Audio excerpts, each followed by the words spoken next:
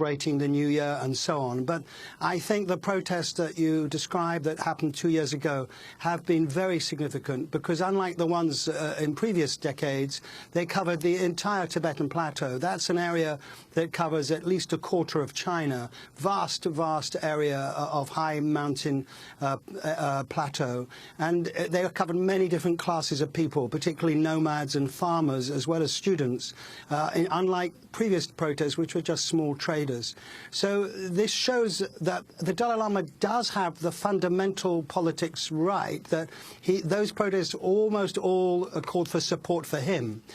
He has a kind of mandate, a popular mandate, and that's his one strength. Really, all these issues we see about Tibet are really about that question inside Tibet. What will Tibetans inside Tibet tolerate from China? How much will they put up with if they don't get concessions from China on their cultural, religious questions? We are seeing changes in China. There are very important discussions coming on. This writer who I've been working with, Wang Lixiong, enormously significant intellectual who's starting to use terms like cultural imperialism to describe China's way of treating Tibetans. These conversations are beginning to emerge inside China, very significant, but it's going to be a long time before they lead to real policy changes in the leadership of China. That's going to take time. Robert Barnett, we want to thank you for being with us, Director of the Modern Tibetan Studies Program at Columbia University.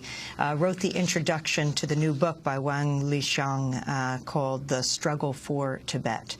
This is Democracy Now!, democracynow.org. When we come back, we'll play a clip of a dialogue I had with the Dalai Lama in 2003 here in New York. Stay with us.